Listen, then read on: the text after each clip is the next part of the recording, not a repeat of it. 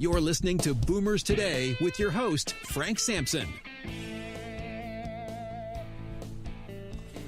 Well, welcome to Boomers Today. I'm Frank Sampson, and of course, each week we bring you important, useful information on issues facing baby boomers, their parents, and other loved ones. Welcome to Boomers Today. We have a great show this week, as we always do, because we have some wonderful guests, and we have another wonderful guest today as well. We have with us Carlen Maddux, and he was the husband of Martha Maddux, who's a spirited mother and civic activist. Had just turned 50 when she was diagnosed with early onset Alzheimer's in 1997. Her husband, Carlen, who's joining us on the show today, was a career journalist, editor, and magazine owner in the Tampa Bay area, who also was Martha's primary caregiver for 17 years. Carlen's going to talk to us about that experience, and he's also the author of a book called A Path Revealed: How Hope, Love, and Joy Found Us Deep in a Maze Called Alzheimer's. Carlen Maddux is joining us now in Boomers Today. Welcome, Carlen. Frank, good morning. Good to talk with you. Great to talk with you, too. And thank you for taking the time to join us and share your experience with others. We all learn from everybody's experiences. Yes, we do. Yeah. Yes, we do. So tell us a little bit more. I know I gave a little briefing on the time with Martha, but maybe you could give us a little more history on what happened and overall experience, and then we'll get into some other questions. Yes, in terms of just what leading up to, one of the questions I'm frequently asked is, did you see any signs before the diagnosis? And as you mentioned, Martha was 50 years old. I was 52. And neither one of us had been thinking at all about Alzheimer's. I'm not sure I'd even heard about Alzheimer's at that age. We had three children. One is still in high school, two in college at that point. So we were a fairly young family. Martha, as you mentioned, was a civic activist. She was also very involved politically. She ran several campaigns here locally, and then she served on the St. Petersburg City Council in the mid to late 80s. And her diagnosis was in 1997. The thing that was most noticeable in advance of the diagnosis was a year before, in 1996, Martha decided to run for an open seat in the Florida State Legislature. She was one of four candidates. I thought it was hers to win because of all of her involvement and contacts and network here. But there was one event that was the most significant event in the campaign that Martha was speaking at, along with the three other candidates. And in the format, the audience would ask a question, and each of the candidates had to respond to that question.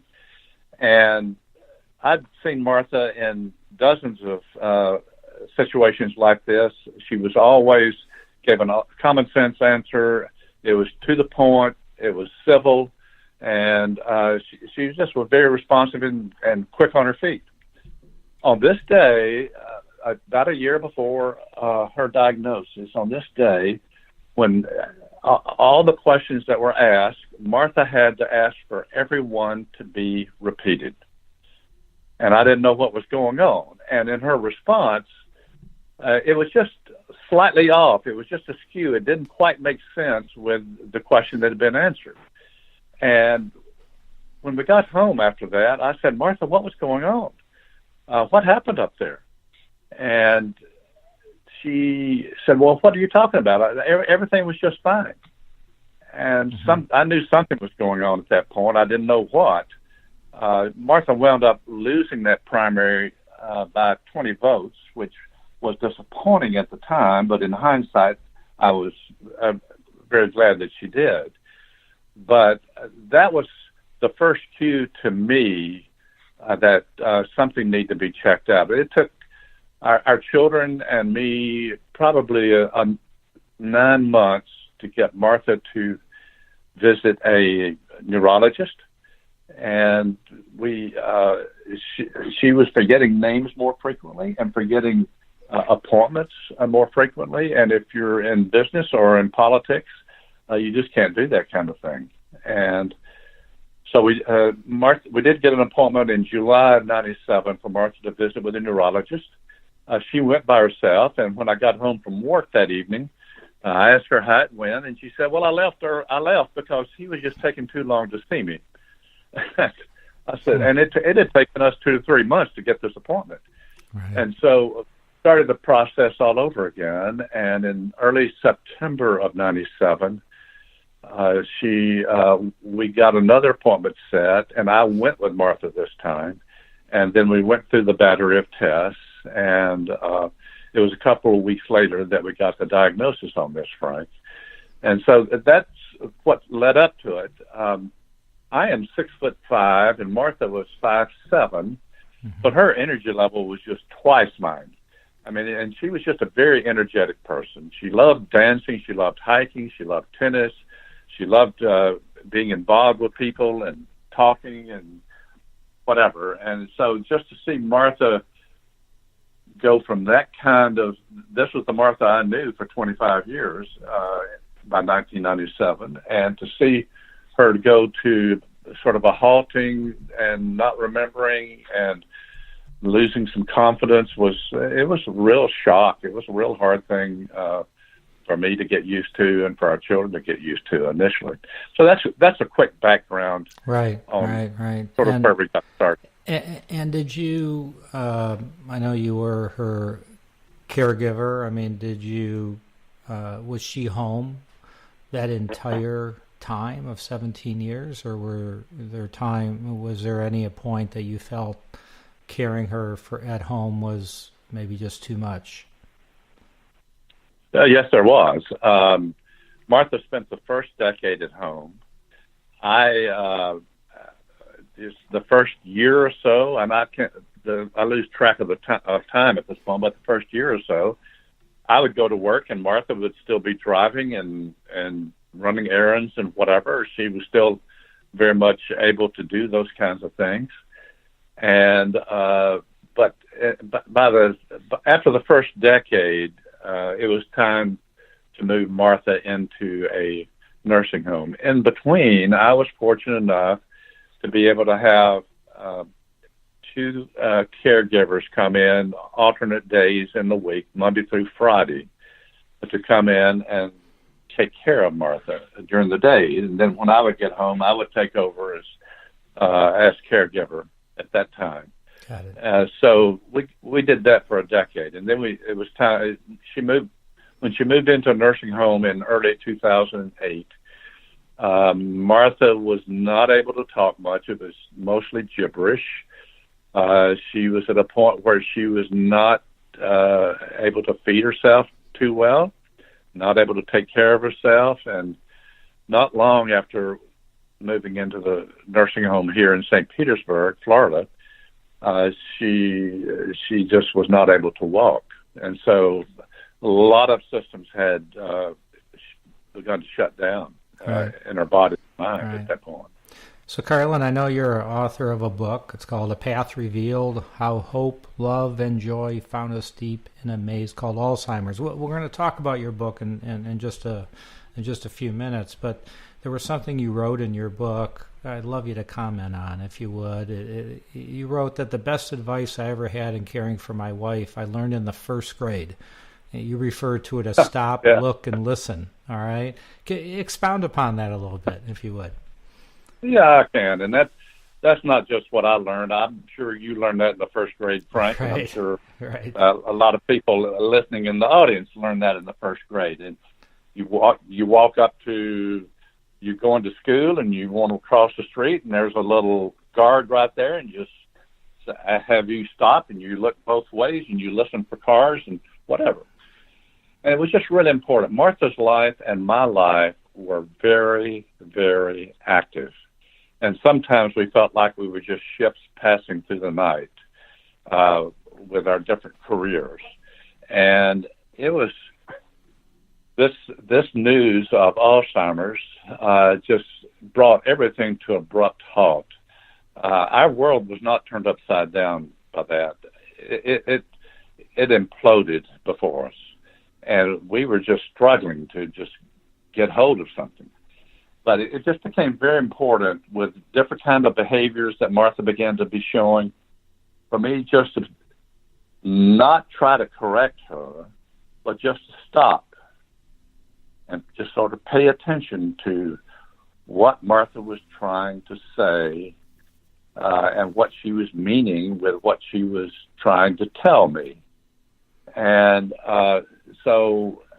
and that was not just a one-time learning process. This was an ongoing process for all the 17 years that we were going through this. But in hindsight, as it turns out, in hindsight, it would have been great advice from the very beginning of our marriage to the first 25 years of we just need to stop and need to pay attention to each other, need to listen to what, not the words, but just what is it that I'm hearing here that is important to do. Because if anybody who has lived with another person with dementia or Alzheimer's knows, there's going to come a point where the traditional communication systems that we have, you speak and I hear with my ears, there's got to be a listening process that's going on deeper within than just your lips to my ears. And so that's what's behind that just little stop, look, and listen clip that I mentioned to you. Got it. So, you know, we have a number of, I know we have a number of people listening to this show who are, about to go through maybe a similar journey that you did or are going through it right now. So what are some of the, I guess, hardest lessons you learned through the 17 years of your journey with Martha that you could, share with others? Yeah, I think one of the things that was extremely hard was I am basically a perfectionist. I've been basically a perfectionist, like to dot every I and cross every T. And perfectionism in this kind of a situation just does not work. I began to beat myself up. I began to lose patience with Martha. And I remember early on talking with a friend, and I was sharing with him what was going on in my life and whatever. He just said, Carlen, I think what you need to do here is you need to learn to be gentle with yourself. You're not going to be perfect. You're going to make mistakes. You're going to need to respond to those mistakes and come back from them. So that was one of the things that, well, frankly, I'm still learning to be gentle with myself. But just as we progress through this odyssey of Alzheimer's, that was very important. Another thing was beginning to understand that deep within each of us, I as a caregiver, Martha as one living with Alzheimer's, we all have spiritual issues that are just deeply embedded within us just as we've lived life and we've gone forward. And I know that Martha had some real resentment issues toward her father. I had resentment issues as well coming out of my upbringing. And these things really need to be addressed. Otherwise, they become real obstacles. And I don't really care what faith you come from or out of, or if you're of no faith. These are things like bitterness and fear and anxiety.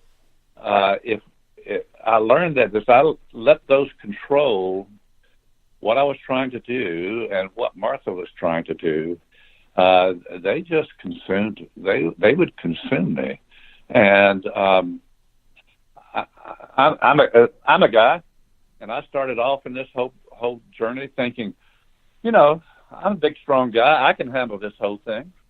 And being a caregiver can just wear you down if you just don't take time to try to figure out, how can I take care of Martha best? How can I take care of myself best? Don't be ashamed. I was shy. I was very shy about asking friends for help and having friends come over and be with Martha while I got a break. I went out, went walking, went talking to myself. One of the most important things that happened to me after our two oldest kids came home, graduated from college and came home, they came to me one day and they said, Daddy, we would like to offer you 1 weekend a month off. And that's fantastic. I was floored. Yeah, I was floored. And I wound up spending most of those weekends in the nearby monastery. I tried to spend it out at the beach, but there were just too many distractions out at the beach for me. So I wound up spending it at a monastery where I could get as involved and connected with the brothers there or not, and I could get there and vent. I could argue with the orange trees that were there, orange groves. I could go walking. I could just whatever, go take a nap, and it just not have to be responsible for about a 48-hour period was just a tremendous break, even just once a month. And so that's important, kind of a lesson to learn too. My mistake was I waited for people to come to me rather than going to folks who wanted to help but didn't know how they could help. Right. And early on, if I'd learned that lesson, I could have saved myself a lot of grief. Yeah, it's so those are the few of the things. You have to, as a caregiver, you have to be healthy. If you're not healthy, if you're not clear, then it's going to make it much more difficult. So, Carlen, we're going to take just a quick pause. I just want to, bring up our wonderful sponsor, and then I'm going to come back. I'd love to talk a little bit more about your book if we can. All right. So okay, that'd be great. Thank you. Good. So I want to remind everybody that today's show is sponsored by Senior Care Authority, an elder care consulting organization that has a national network of professionally trained and experienced local advisors to assist families in determining the right path for your loved ones. They'll discuss with you various long-term care options, whether it's in-home care, assisted living, memory care, nursing care, or if you just need an advocate to get advice from, a local Senior Care Authority advisor can help you now. For a free 30-minute consultation with an advisor in your area, contact Senior Care Authority at 888-809-1231, or you could go directly to their website at www.seniorcareauthority.com, and you could find an advisor in your area. So we're back with Carlen Maddux, who was a caregiver to his wonderful wife, Martha, for 17 years. And he's also written a book. It's called A Path Revealed, How Hope, Love, and Joy Found Us Deep in a Maze Called Alzheimer's.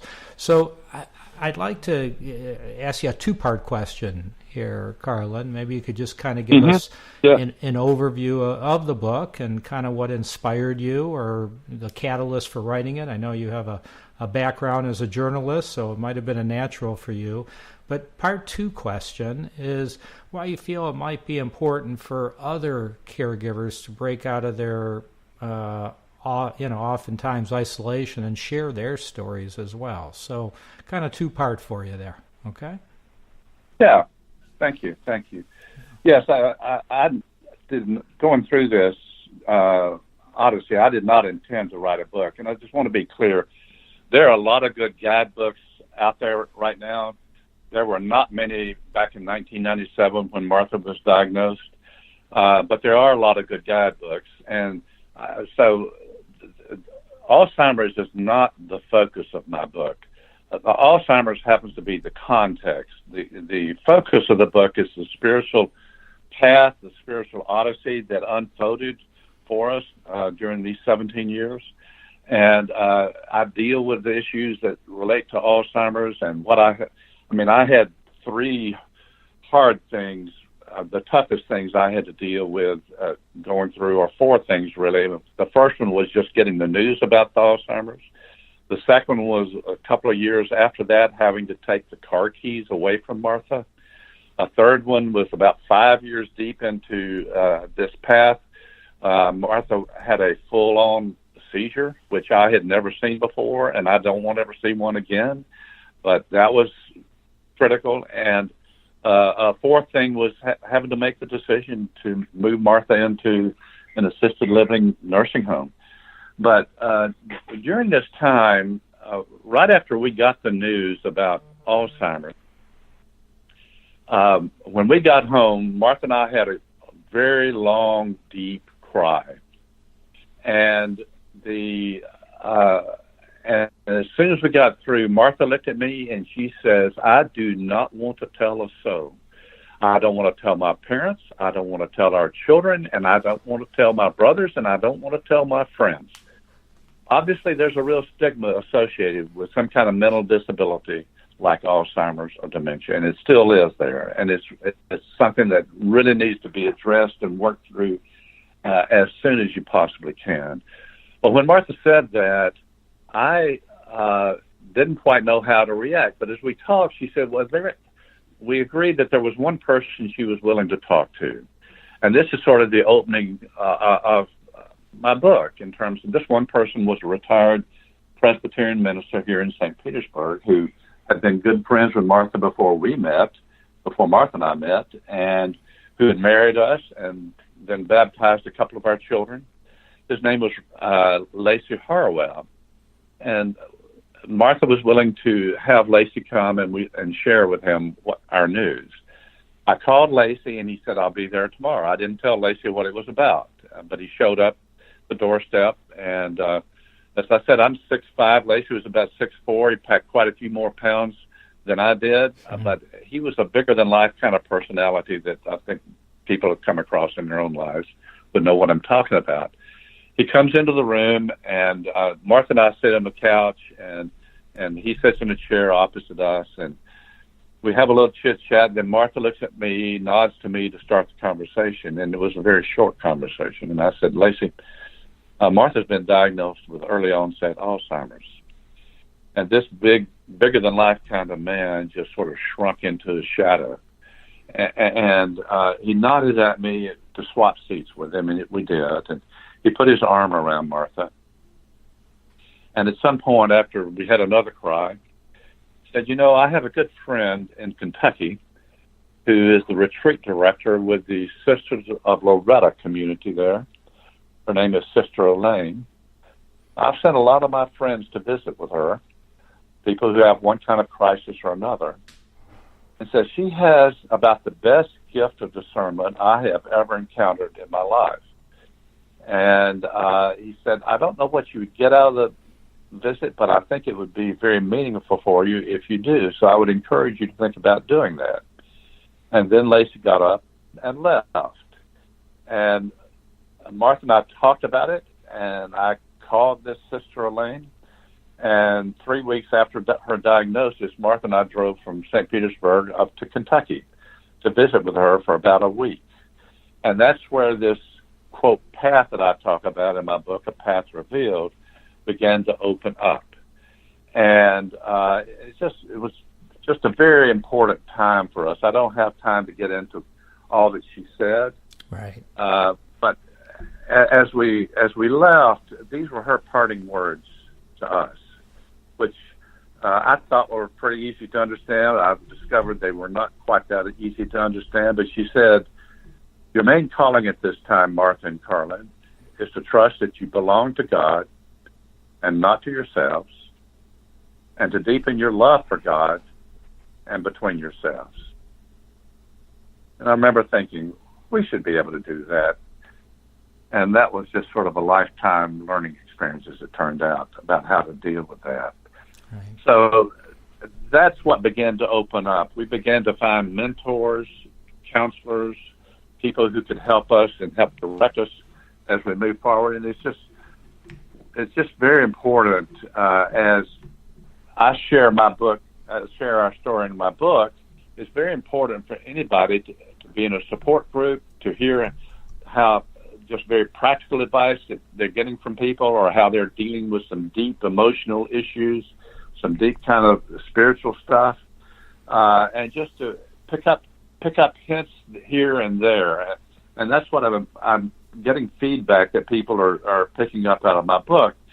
They don't have the same exact experience as I do, but it begins to bounce off to their own experience, and it begin to work through that as they're talking about. So that's what seems to be happening.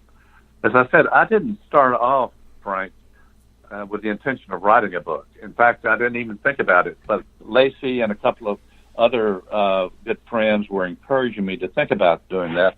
What I did do in the beginning, which was very important, was I began to keep a journal. And it was not a journal for spiritual reasons or whatever else, for journalistic reasons.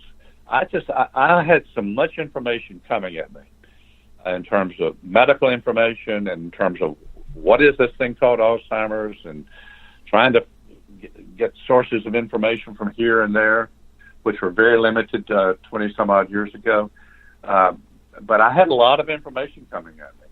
And I kept this journal for up until the time Martha went into the nursing home in 2008. And as it turns out, 14 volumes later, that was sort of the backbone of information for my book as I began to sort through this. I remember I decided, go ahead. No, go ahead. Go ahead. Finish your thought, Carlen. Yeah. I remember when I decided, okay, maybe I need to write this book. I hadn't looked at this journal in 5 or 6 years. And I opened it up and I said, oh my, this is raw. This is raw. I don't know if I can do this. But somehow I got through that and was able to piece my story together and share the experiences with the people who've read the book. And I'm so glad you did it. I hope it will give incentive to others to share their stories too, because that's how we're all going to learn and deal with this. It's just a horrible disease, but to deal with it better. So, how would people get the book? How can they do that?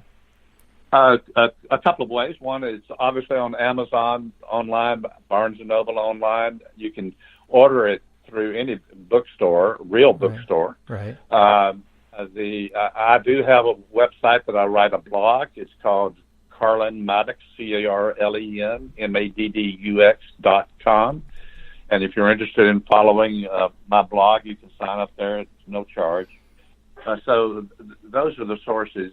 The other thing I just want to mention in terms of sharing our stories, Frank, you don't have to write a book to share your story. And you just need to be with people of a similar experience.